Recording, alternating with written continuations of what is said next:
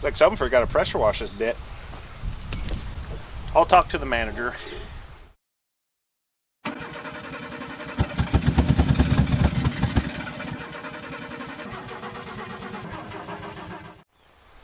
Hello everybody, welcome back to another, can we get another beautiful lanyard back up on the road? Well, it needs scrubbing. It's not quite in its former glory as it once was, but let's just get right into it. It's a 77 Lincoln Continental Town Car edition. I was told that it was parked because there was steam rolling up from the hood one day. It overheated. Apparently the fan belt broke. And after that fateful day, it was never attempted to have a restart. So I don't even know if that engine seized. So obviously if you've seen this video, that means we got it going somewhat. Let's stop with the dilly-dallying and let's just give you guys a grand tour and see what kind of machinery we're getting ourselves into. The vinyl here doesn't look all that bad. Although full disclosure, it was underneath a tarp. So fortunately, unlike the Chrysler I picked up, this is actually fairly well intact. Looks alright.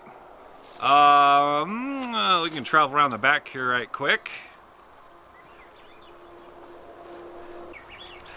Blackberries are starting to have their way with it. He cannot have that.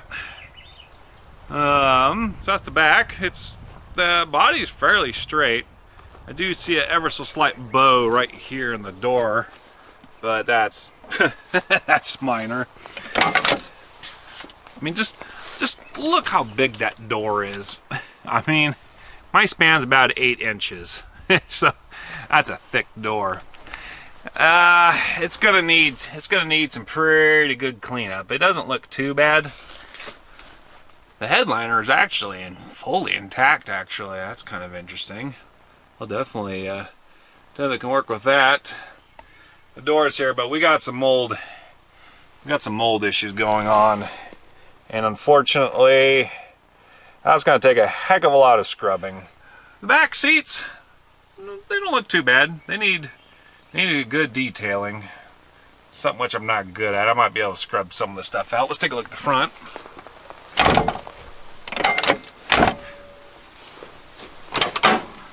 Okay. So at one time it looks like someone had some dries the air in there, desiccant to keep the moisture out, but unfortunately that's been long gone. And we got mold on the steering wheel. Seats are, for leather seats, I mean, I'm sure they're comfortable, but they're going to need some pretty heavy duty cleaning, and I'm not sure if I've got enough elbow grease to do that. Hard to say how much is on the clock. 86,000. Might be original. Might be original. This door panel, though, it's definitely got some, I don't know, embedded mold or something like that. So this car may not be the healthiest, safest to drive right away. I'll try scrubbing it down, and I'll get an ozone machine in here possibly. It's going to take some work to make it safe to actually sit in here and breathe it for an extended amount of time. Unless the windows work, but overall, yeah, I mean, it's definitely over here. And of course, the front end is all here, starting to get buried. Let's go ahead and pop the hood. No, the whole 600-pound hood. Oh, good. Just what I've always wanted. Another rat-infested car. What motor is this? I was told this could be a 460. These came with 460 packages, but oh, there you go right there. Let me zoom in for you guys. This is a 400 engine displacement, 400 cubic inches, which is the smog motor, the same exact one that was in my service truck that you hear knocking, but mine probably had 300,000 more miles on it than this machine, so hopefully this thing is intact enough. So I guess our first order of business is getting all this junk out of here so we can at least see where the engine's at. I do see a fan belt that looks like it's indeed broken.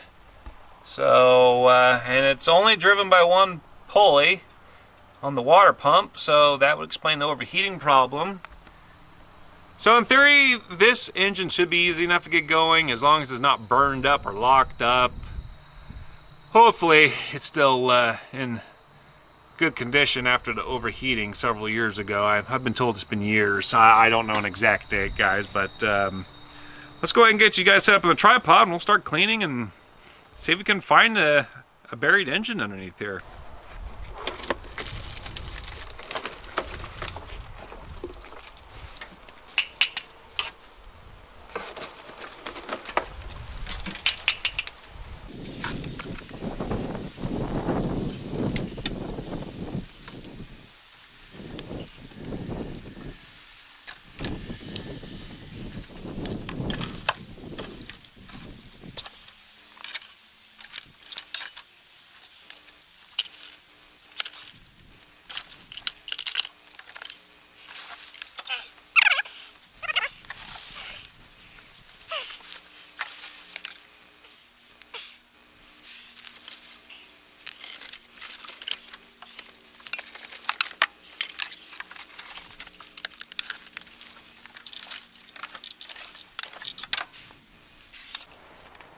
Honestly, there's so much stuff in here. I think I'm just going to fire up the leaf blower and see what shakes down and go backwards and pick up the big pieces when we're done.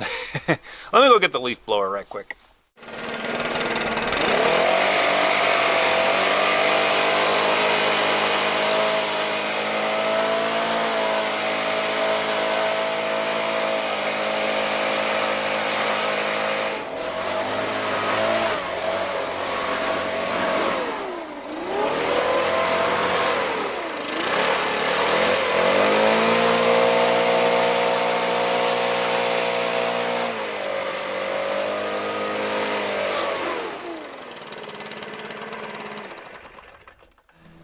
Got her blown out. You can sort of see what resembles a classic V8 American engine. I think what we ought to do first before we dive any deeper, well, first I gotta take off the air cleaner because I see more ewiness and uckiness on the intake manifold, and we gotta make sure this engine's not frozen too, so we're gonna have to pull off some belts and see if the engine turns over by hand. Let's tackle the belt system first. Let's yeet that old belt out of there and make sure this engine spins over, and if it does spin over freely by hand, then we'll continue to progress further and further into it until we can light her up again. Aww. No one's having some fun on the motorway. Not us. They'll probably catch some rare disease or something with these dang rats. Alternator belt off. Alright, of course, it's always the belt that breaks on these old V-belt drives is always the one that's furthest in the back. So I gotta pull off the front two belts to get to the rearmost belt, which is your fan belt / power steering. It's just my luck. Nothing but problems. Goody. 9/16? Yes. Alright, whatever. Loosening. No, we got another one? Of course we do.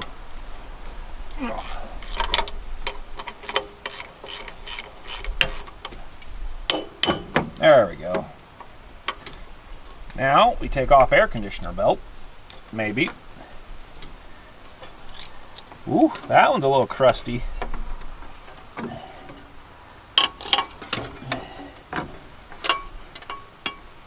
Right. Air conditioning belts off. Off. Come on. Hey, there you go. Now, water pump belt. I get just flipped upside down. It's actually still one piece.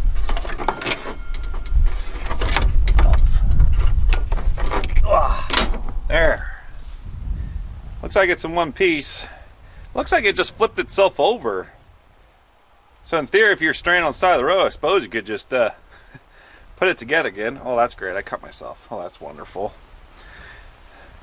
Rat's been chewing on this a little bit, so it may not make you very far, but it might get you home. But it never broke. It never broke. So, right then. Let's see if we can spin this engine around by hand at the very least. Should be 5/16. 15/16, excuse me. Hello? Well, oh yeah. Yes, it turns! I don't know if you guys can see it or not, my high vis, but it does turn by hand. Pretty easily, actually.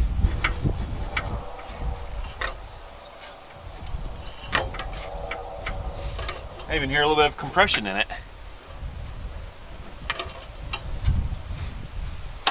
Oh yeah, it turns. We'll be good to go. She'll light off again. Well, excellent. So now that it turns over by hand, thank goodness, we're gonna put our belts back on. Maybe not the air conditioner belt, but at the very least our alternator and our fan belt. Then go ahead and take the top off and continue cleaning up the top side, and should about hook up some fuel and see what we got.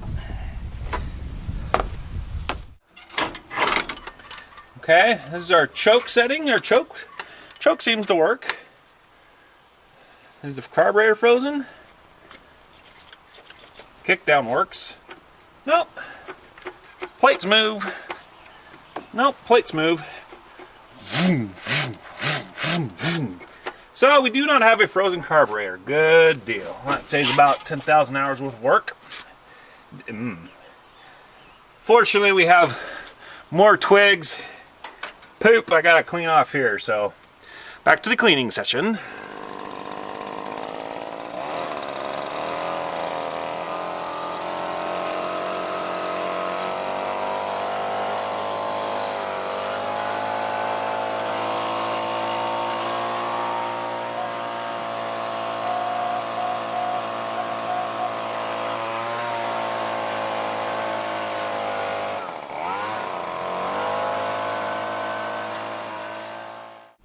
Well, I got it all blown off pretty much, except for down by the catalytic converters.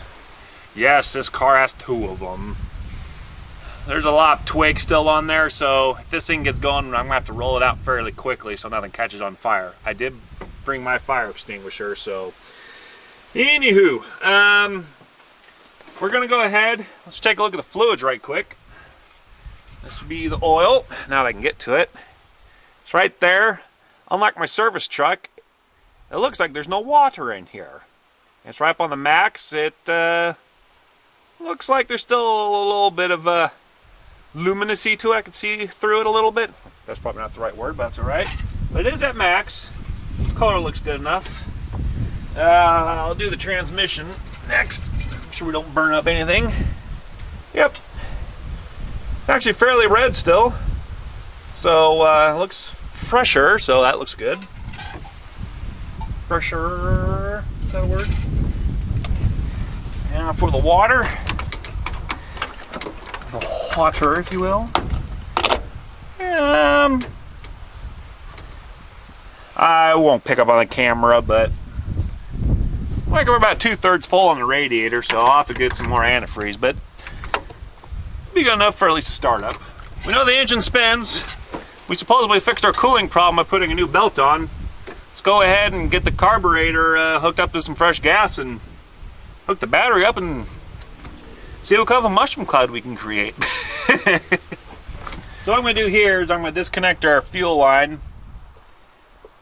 I'm going to try to capture, if the fuel pump does work and pulling from the main tank, I'm going to try to capture that into a different canister, and then we're going to pump some nice fresh 2-stroke oil I have from my leaf blower onto the input of the carburetor. I'll show you guys, it'll make sense in a minute. Now it'll give the car best chance to get started again. Nice fresh fuel and at full pressure. I don't like those guys that, I'm not really one of those guys that wants to crank and crank and crank and crank on it. It's a challenge to see how fast we can get an engine started. Consider it a challenge. Of course, it takes about 3 hours to clear off every rat-infested car I seem to find lately. Wonderful. 12-volt fuel pump, otherwise known as the famous clicky-clacky.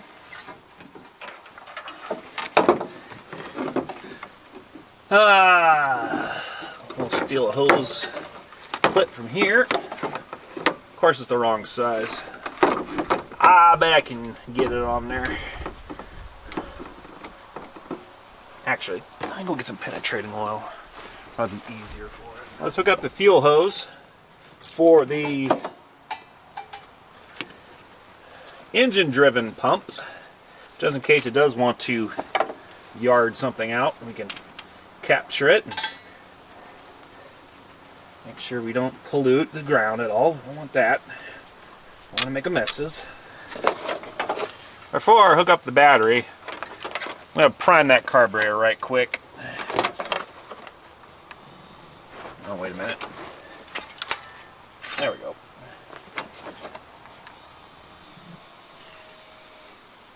Oh, yeah. And the original fuel filter leaks wonders. Maybe I can tighten that back up. Oh, yeah. Ah, it leaks. Well, nuts. Stand by. Right. Installing new filter.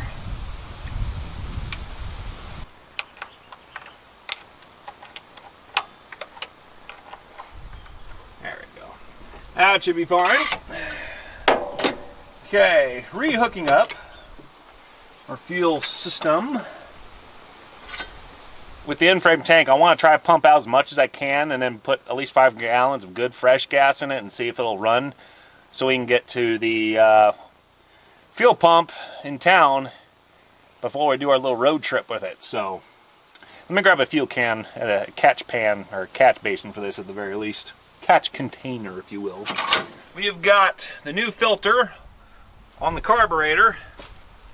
We also have fresh mixed gas with oil being pumped in the carburetor because I want to lube the upper end and lube the whole cylinder liners with good oil.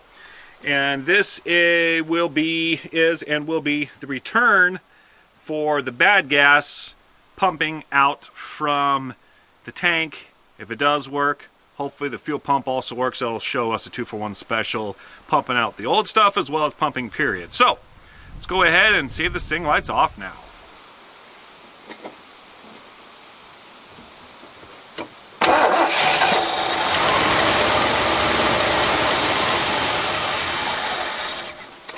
Really?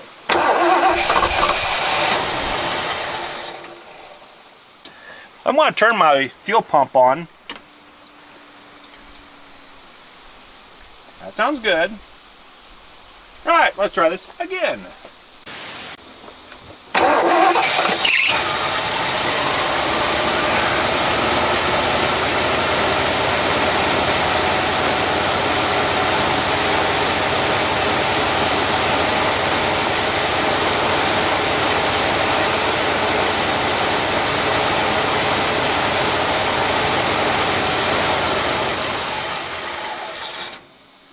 Really? Hold up. I see a small problem here. I gotta put my tensioner back up. It's dragging on my brand new belt. Oh, why do I do this to myself?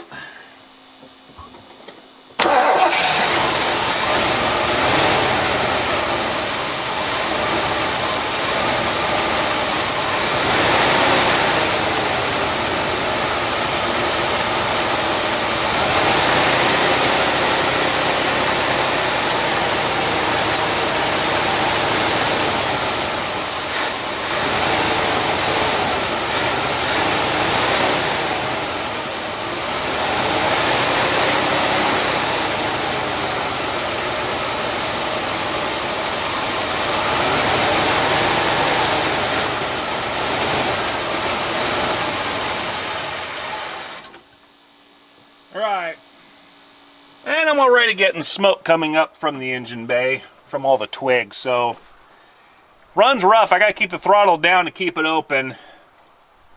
I might go ahead and try to put the air cleaner on and try to put the vacuum hoses back to where they were and see if that helps. And then just drive this thing out from where it's at. Hopefully we can get enough of the twigs and stuff out from under it. We don't have to worry about catching fire. So let me do some buttoning up with the vacuum hose and we'll see if we can actually move the thing out from its grave.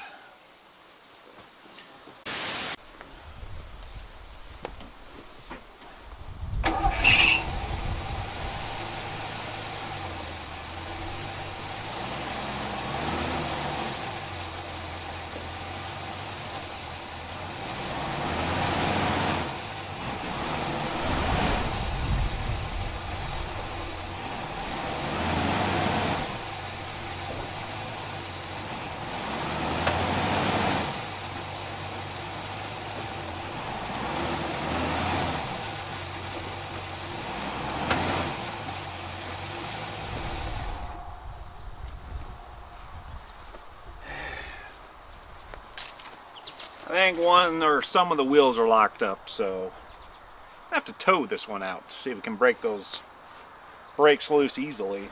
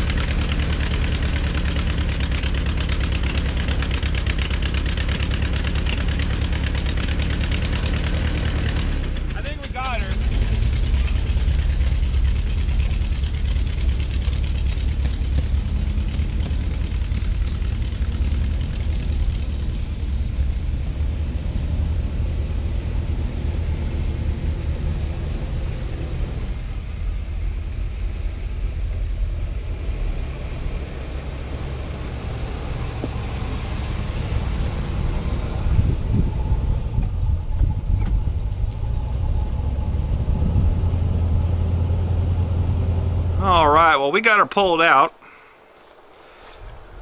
Our catch bottle was working. We got about 3.5 gallons out of the old tank, so we'll go ahead and probably cycle that again. It runs pretty rough still.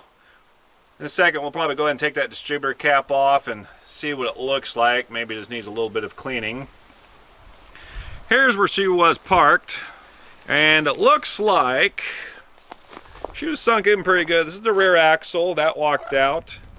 Looks like our left rear drive axle was the one that's locked up due to the skid marks, but eventually came unstuck. Front tires were sunken fairly low. She's been sitting here quite a few years, unfortunately, a poor thing. But we got her out. Now we're gonna see if we can't get her rolling again. At least get her running smoothly enough. So let's take a look at that distributor cap right quick and do a little bit of a clamp and see if that makes it run better.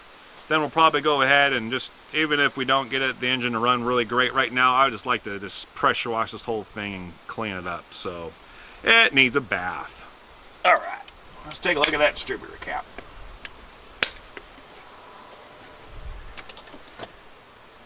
Yeah. There's some oxidation. We'll go ahead and scrape them off right quick. See if that helps.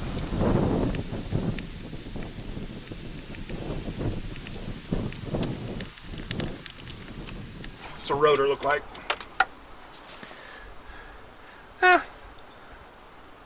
Looks rather new.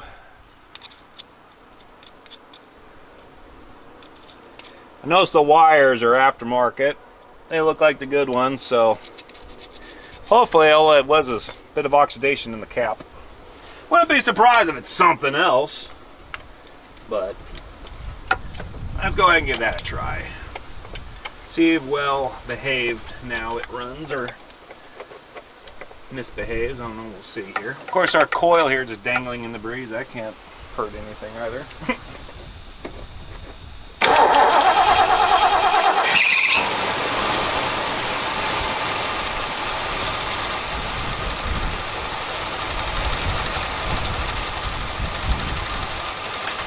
Woo! Oh, I see some arcing going on right there. That's not good.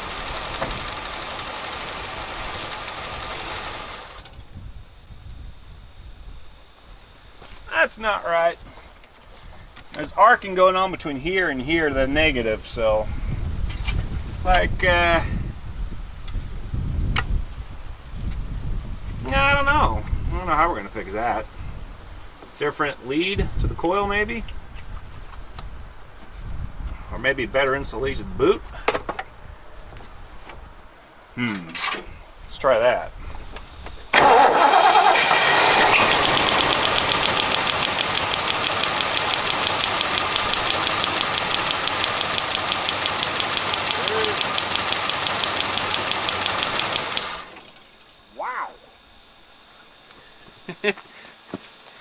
You guys hear that popping off? It's just direct shorting. I have to get another wire on that. Yeah, it's just plain old arcing. Okay, so I decided to pop this off. Turns out the last idiot that was in here didn't put the rotor on quite right and bent the armature. So, see if I can bend it back and maybe make this thing run properly. Oh well. I'm being honest, putting it out there in front of the entire world, which I probably shouldn't do, but let's see if we can get this straightened out right quick. Alright, so crimped our little hold down right there. Should be good enough to at least run it. Ah, yeah, it scraped it all up nicely. That's alright. This will run for all intents and purposes for now. Hopefully I didn't wipe off too much of my center there. Hope not. Set it down directly like that. Alright. Now let's see how well it runs. Fuel pumpage. Flare.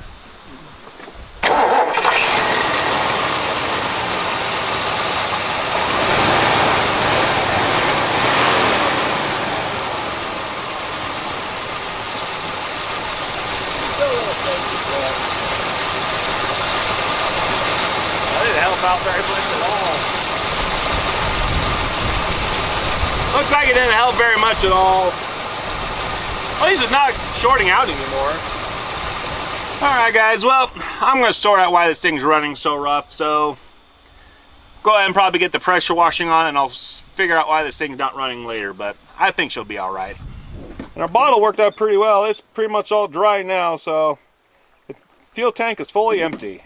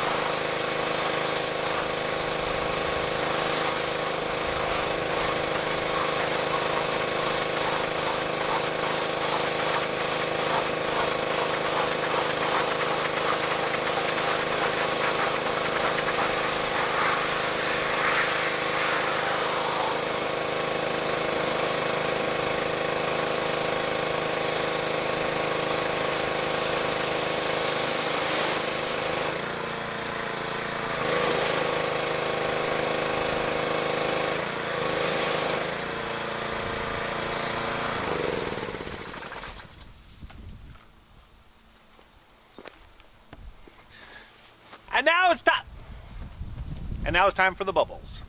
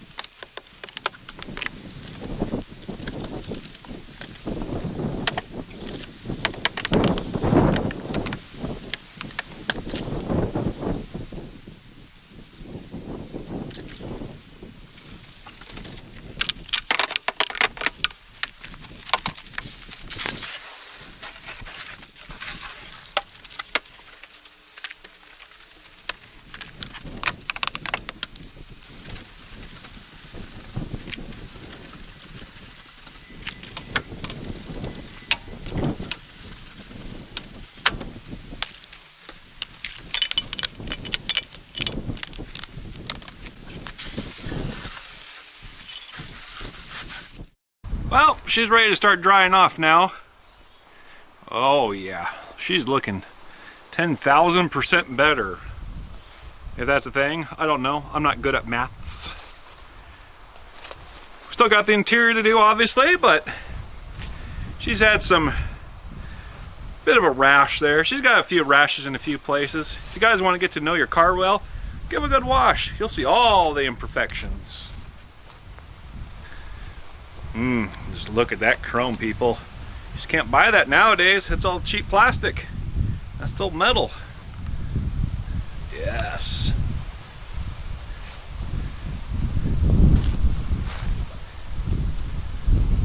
Looks pretty good. Another bit of a rash right there, but I mean it's fairly straight. This door has been replaced. See how the pin strapping gets removed? Looks like she may have had a few scrapes and bumps in her lifetime, unfortunately.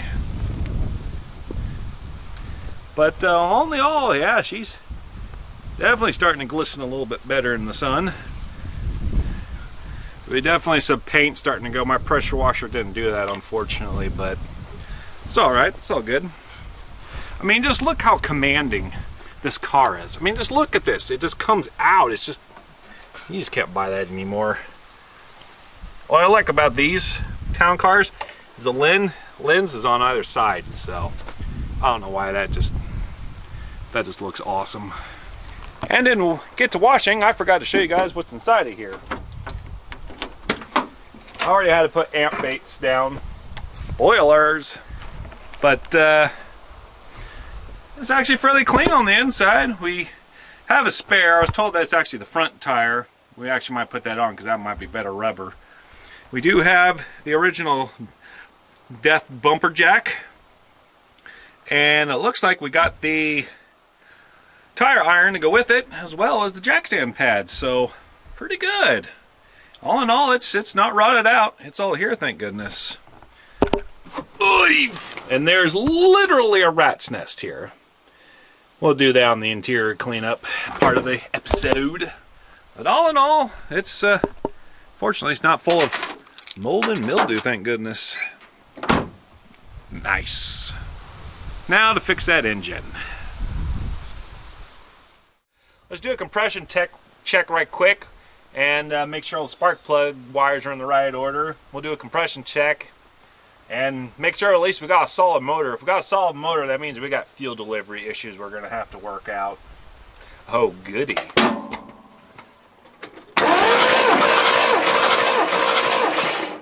140. That's a good number. I like that number. Another 140.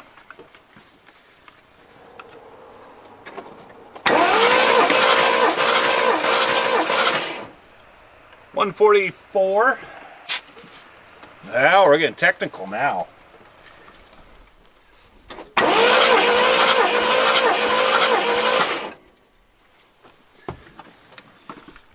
Ooh.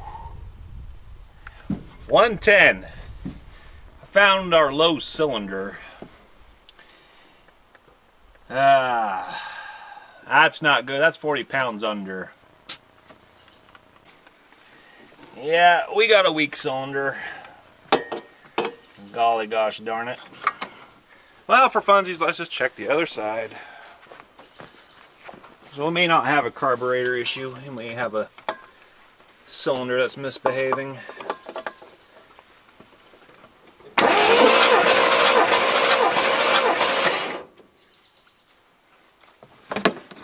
There's 144 again, 145.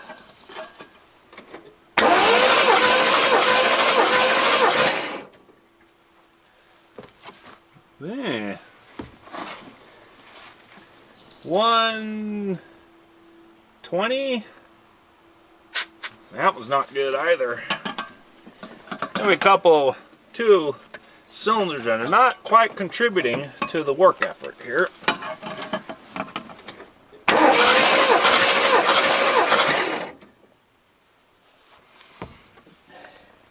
$145.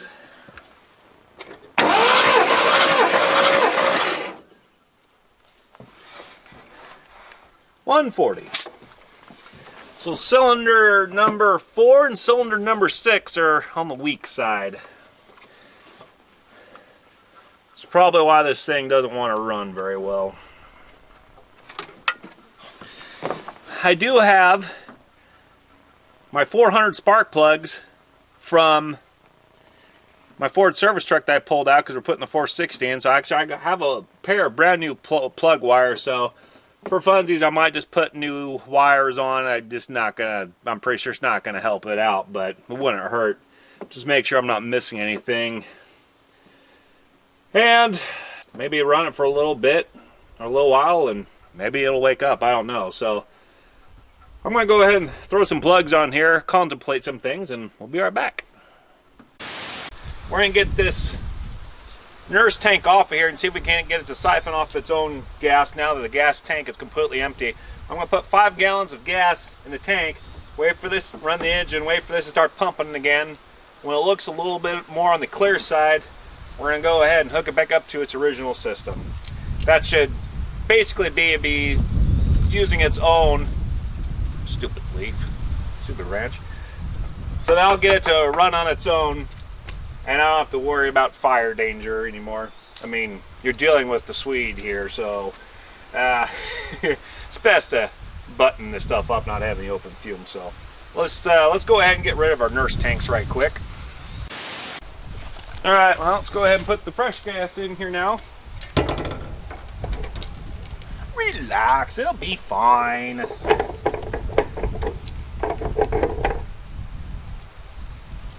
Like something forgot to pressure wash this bit.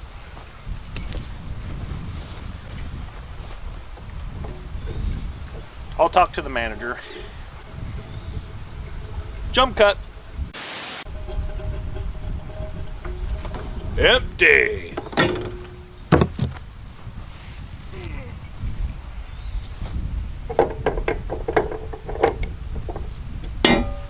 Back to the front. Right.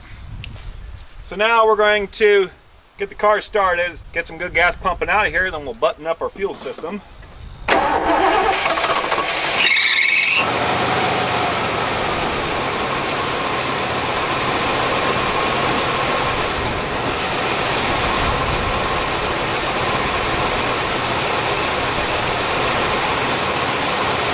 should be all right.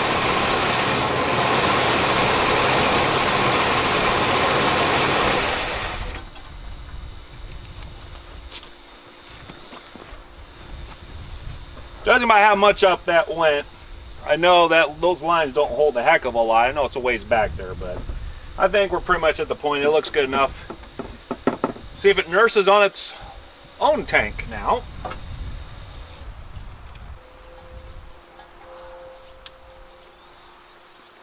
Okay. Fuel system is back to its OEM status. See if it continues to run. On its own, at least, I hope.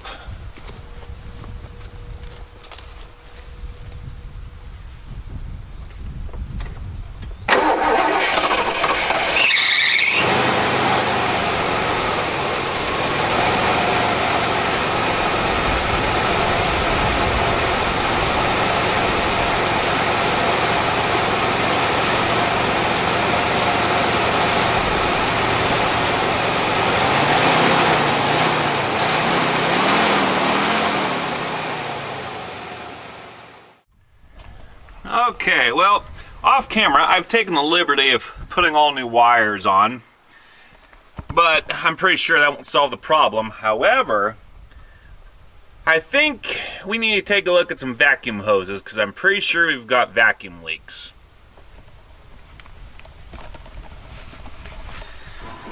We've got hoses disconnected here.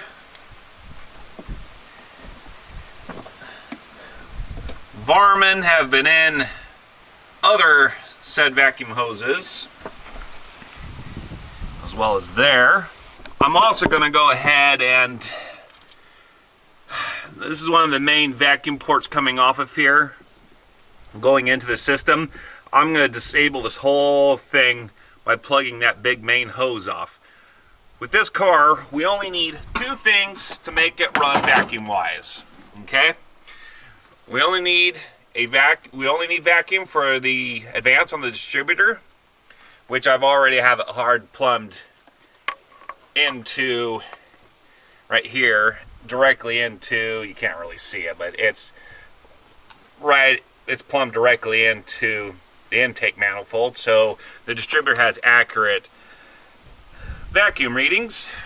The only other vacuum we need is one line going down to the transmission for the vacuum solenoid for the valve body. So we do not need vacuum for our brake booster because, as luck would weirdly have it, our vacuum booster is actually hydraulically powered, the power steering pump, not off the vacuum from the engine. Okay, right there. There's your, that would be the assist pressure coming from the hydraulic power steering pump. Fortunately, we don't have to worry about that. We'll still have plenty of brakes. Got the hose disconnected here. All the smog stuff has been disconnected. Everything's plumbed off. So all we have left is the distributor vacuum advance and transmission. I don't think she's going to run any better, but let's give it a go.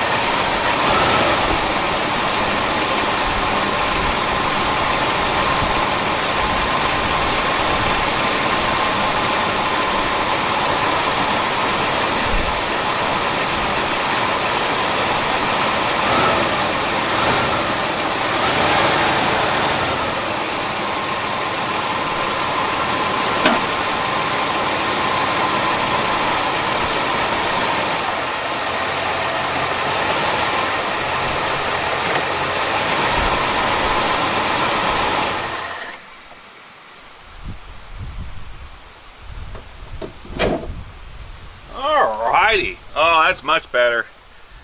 Previous owner had it, the rev set pretty high. I'm not quite sure why. Maybe it's because it's running so poorly with that back cylinder, number 8 cylinder being low. I don't know. We don't have much history on it from the previous owner, so. But it runs, you put it in gear, it seems pretty solid. It doesn't want to shake too much anymore. I'm just going to go ahead and button a few more bits and bobs up here, make sure nothing's going to get into the engine fan. I think we're going to move on to the interior cleanup next. And now for the interior. Oh yes. So we got door panels to clean up. We gotta clean up these leather seats. I've got rat's nests, and even some of the dash is starting to crow. It's got a little bit of rust. I might have to gently wipe that down as best I can. Of course, we've got spider webs and all sorts of other fun, good stuff. Get everything wiped down as best I can. Vacuum it all out, and at the very end I'm going to throw the ozone machine in here for about half an hour. Let that cook in here. It won't get rid of all the smell, but it will. It'll be able to, at the very least, put a dampener on it and at least make it somewhat tolerable now. And the back's not as bad. It still needs a good scrubbing, but I think we can rescue it. I think it'll be all right. So let's get you guys set up on a tripod and let's get to work. Rat's nest out.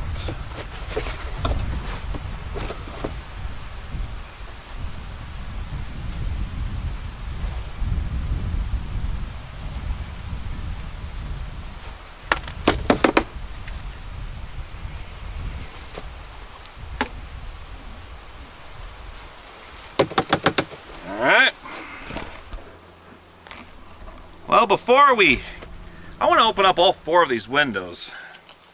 I've never tried this before. Left front, left rear. Look at that! It rolls down the triangle piece. Well, isn't that nifty? Oh, I see this. Oh, okay. Let's try the back one now. Oh, yes. Oh, yes.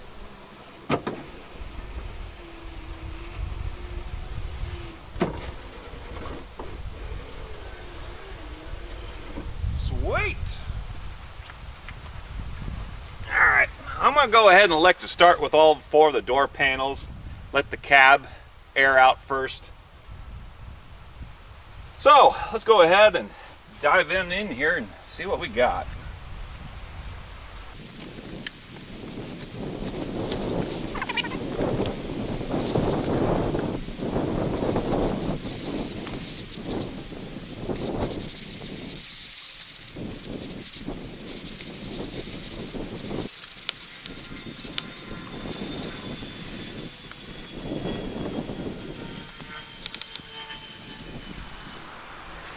Now you might be saying to yourself, how are you getting that so clean with just a light scrubbing?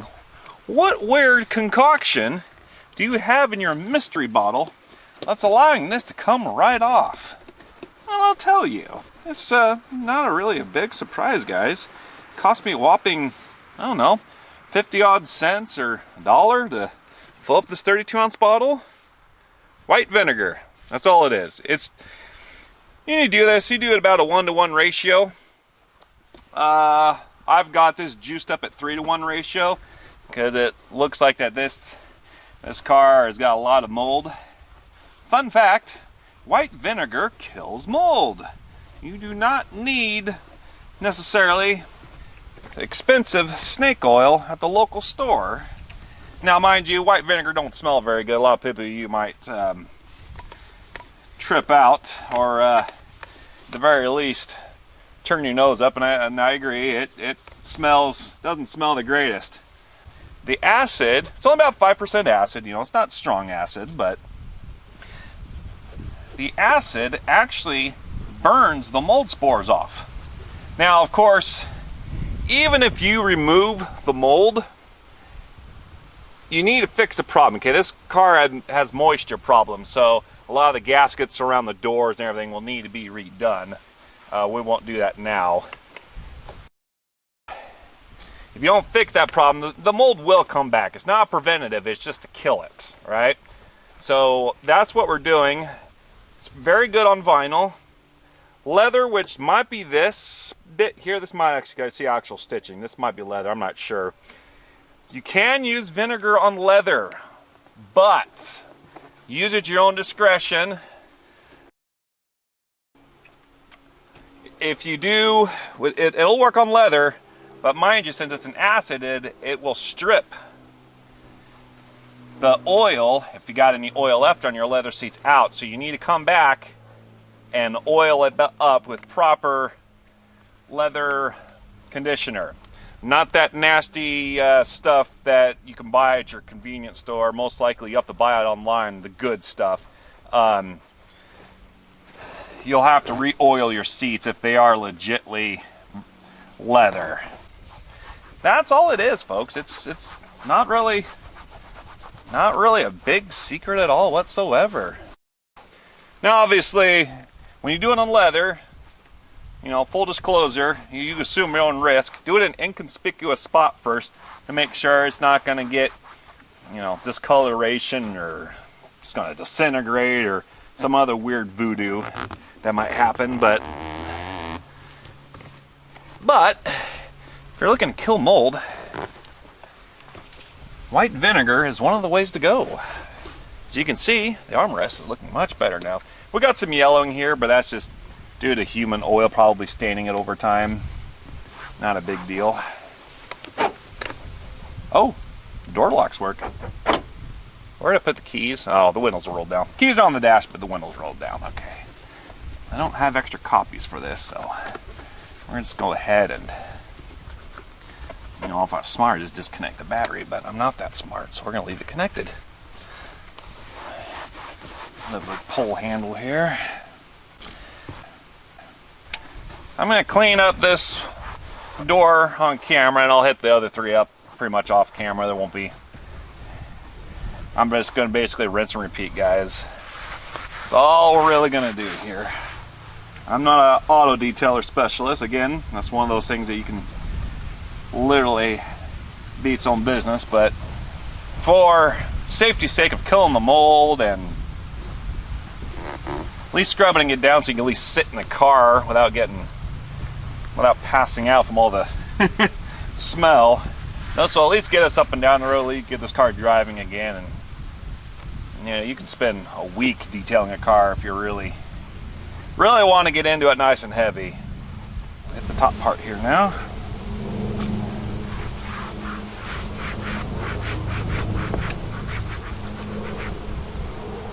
Get to the chopper!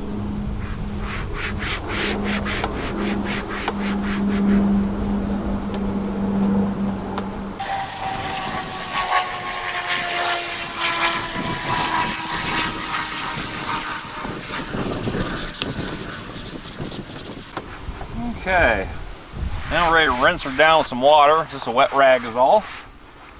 Then we'll throw some vinyl protectant on it. Should be good to go with this door.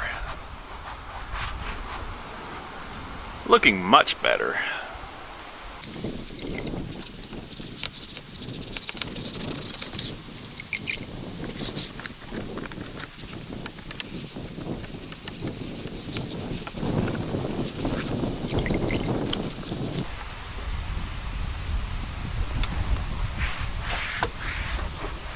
Alrighty. That all pretty much wiped down. There we go. Yeah, that's looking a lot better now. Excellent. Alright, so get yourself some vinyl protectant. I prefer to use 303. I'm not endorsed by them whatsoever. I just really like it, and it does pretty good. We'll even put it on the vinyl soft top once we get there. So now we'll just it doesn't. I don't think it has a lot of the silicates and the silicates that'll get in there and just make things all gray and nasty, such as your cheapo alternatives. Do yourself right and get the good stuff. I don't know if that's vinyl or leather. I'm gonna guess that's vinyl. Take a gamble. I'll go ahead and get my leather conditioner out for this. Alright, so for the leather care conditioner, this is the stuff I use. You can buy it online. I've always seemed to like it. Does pretty good. It's pH neutral, it's oil based, and it's got some UV protection supposedly in it, so you know, that sounds good enough to me. And I don't mind the smell of it too. It smells like, kind of like leather, I guess. So I'll just hit up just this centerpiece. There you go.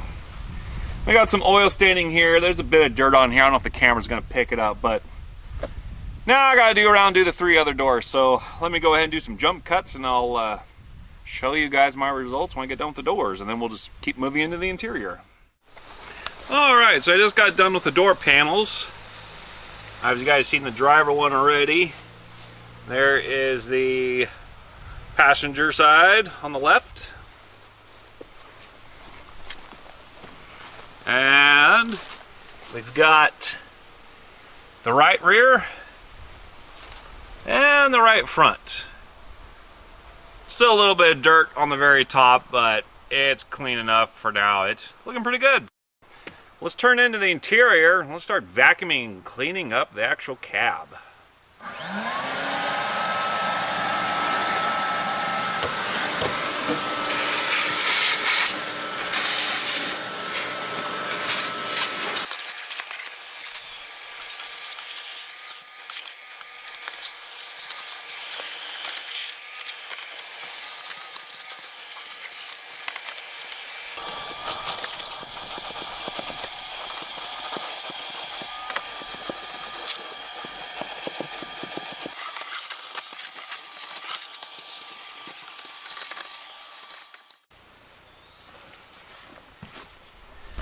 Well, got her cleaned up enough. Most of the cobwebs are at least gone. It's looking a little bit better. Almost inhabitable. Unfortunately, some of this leather is stained a little bit that my little home remedies won't quite take it out, but it'll make it at least safe and not much of a biohazard, so we can take a nice little drive with it at the very least. I'm gonna touch up what little there is left, guys. I'm gonna just take a damp cloth, wipe the seats all off, and we'll put the conditioner on it and work on the dash next.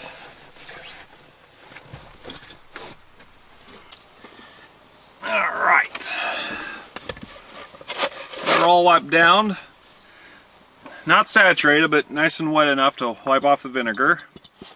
Go ahead and start our conditioner. You know when you have a good leather conditioner? When it doesn't make the leather shiny. If your leather gets real shiny afterwards, when you get done putting the oil on, it's cheap snake oil. The good stuff will leave a slight sheen. It'll be slightly shiny, a tad glossy. But it will not be super glossy, super shiny. You'll just give it just a little bit of a glisten.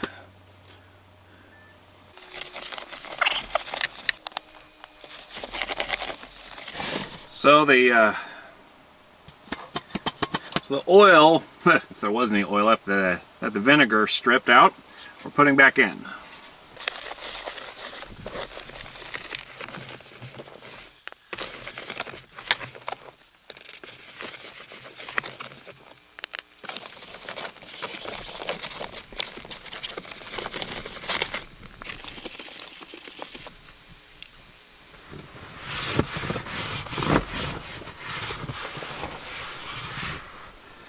Right, on to the dash now. Again, we'll hit it up with some white vinegar to kill the mold. And then since all of the dashboard is all vinyl, we'll just hit it up with the 303. Alright, that was one pass on the wheel. Starting to smell a little bit less musty in here now.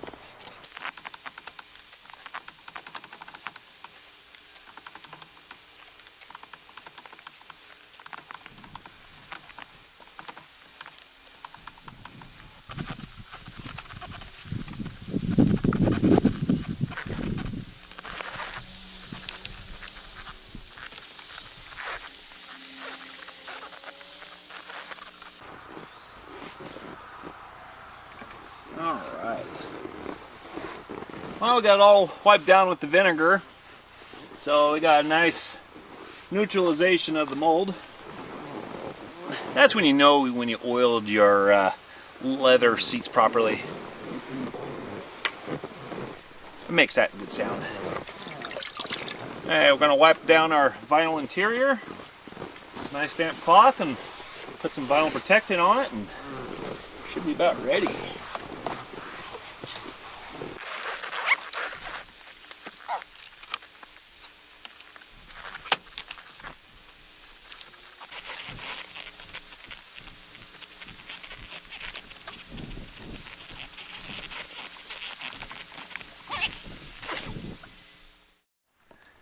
Alright, so doors are done. Leather seats have been wiped down. Dashboard's been wiped down. I think we're about done for the interior. Get you the back seat view, of course. Looking a lot more luxurious now. Fabulous. And of course, driver's side.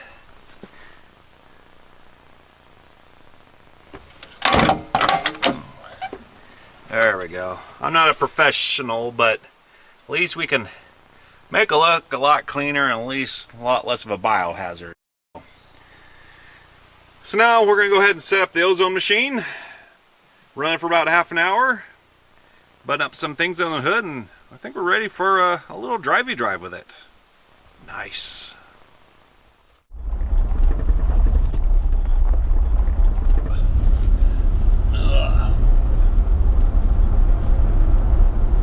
Okay, we got all 3 gears. Second and third gear is kind of wonky. A little bit of a delay in that.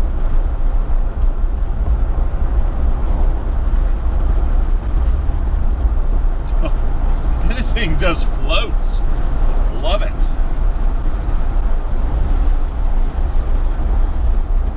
Up the window so you can hear me a little bit better, eh? There we go. Floats like your typical land yacht cloud.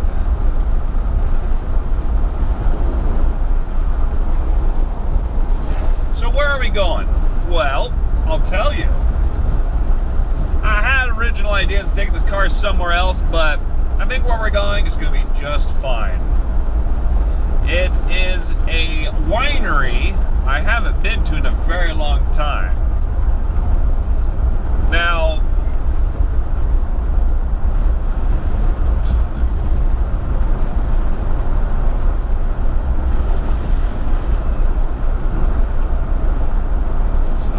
I've been up there once as a visitor. It looked pretty cool. It's a nice posh place. I figured, you know what? Let's take the posh car up there. It is open to the public. It's not my jam. I don't belong there in that kind of society, but I think we can get away with it since we're driving a nice classic Lincoln. I think we'll be okay. It is open to the public. They got a tasting room and a restaurant. We won't bother with any of that. We'll just go up to that parking lot and turn around and head back down. But it's quite a view, so sit back and enjoy the ride. Hope you guys don't get motion sickness with this thing. It rolls a lot.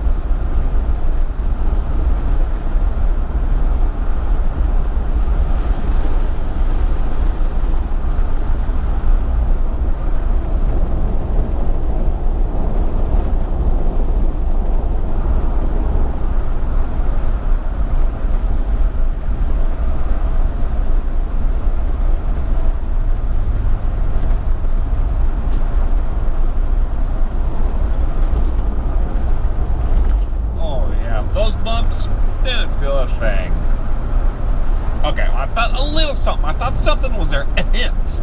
A very big hint. There was a bump there. Oh, beautiful.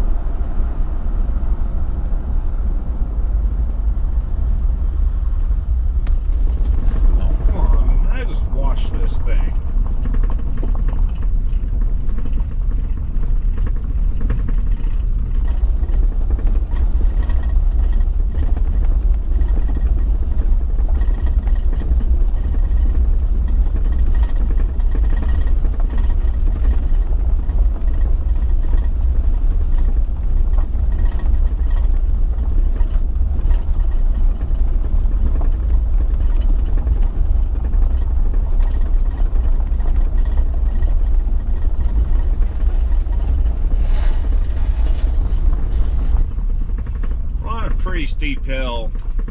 If I remember, this whole road was starting to slide down at one point. Makes a little bit more sense now. I really need to get this air conditioner charged on this beast.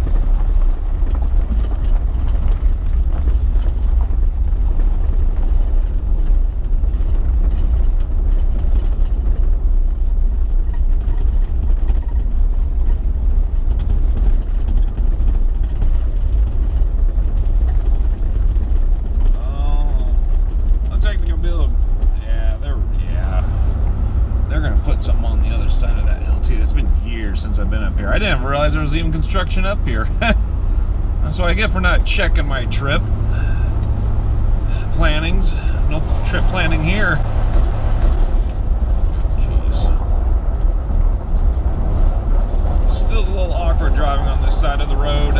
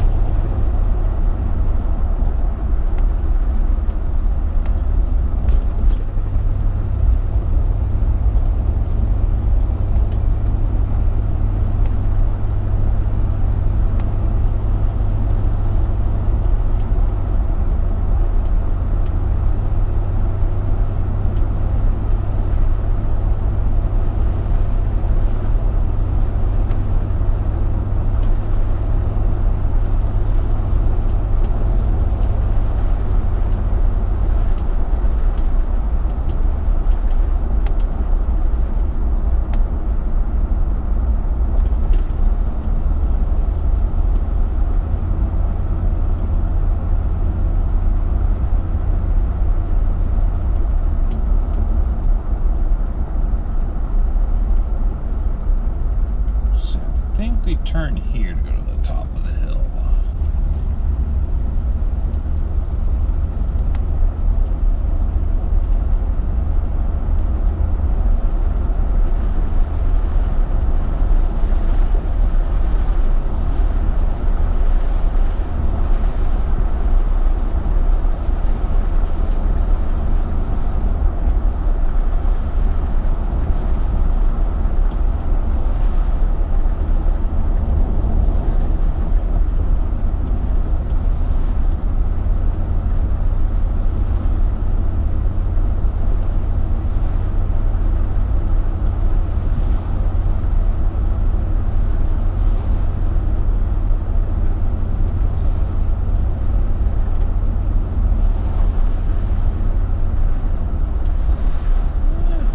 temperature's getting a little bit warm. Not bad though. It's just a click above where it was riding 10 minutes ago. It's not bad.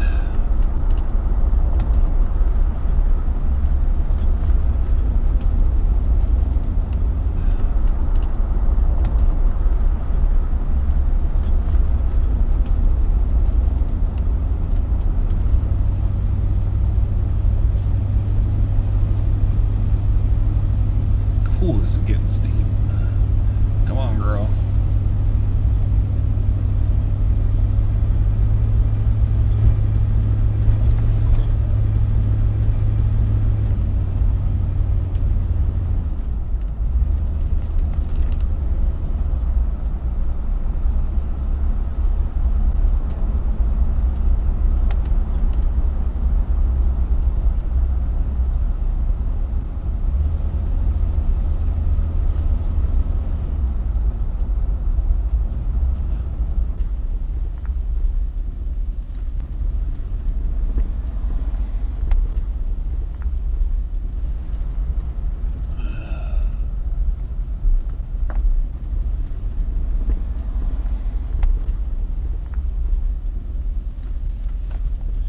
Oh, what a view.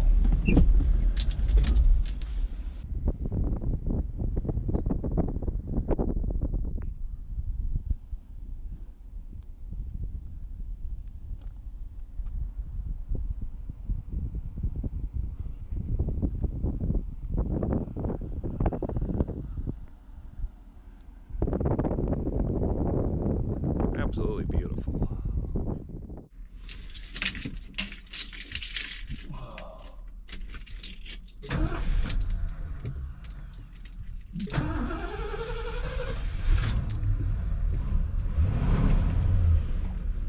Come on now. Behave yourself. She's just a little warm. She had a hard climb up here.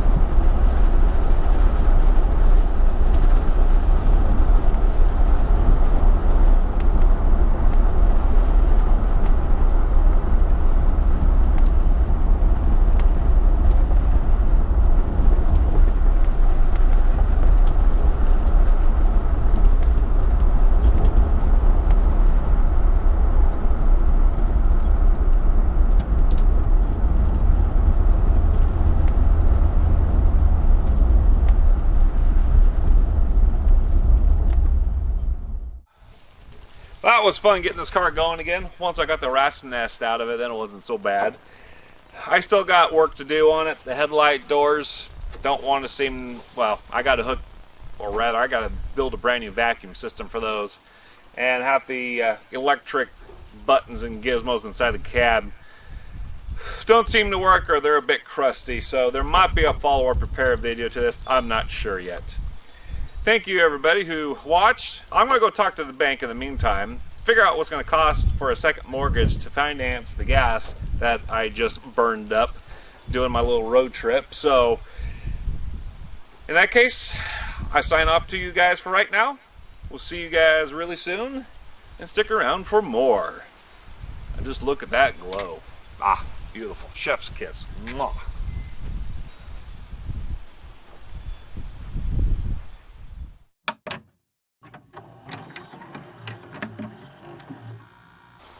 Hello, everybody. Yeah. Oh, let's go like this. No, it goes under the fan. Silly. What is wrong with you? No. It goes on that pulley. The middle pulley is for the air conditioning, but whatever. Sometime, you please, at your earliest convenience, will you please remove yourself from the fuel line? Two-stroke gas, mind you. I wanted to lubricate the cylinder, upper cylinder liner. Blah. Well, it runs a little bit better, actually. And I got smoke over there. Oh, brilliant.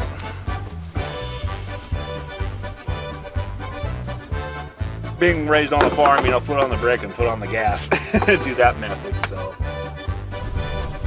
It's finally cooled off now. You know how hot it is in this jumpsuit? I do it for you guys.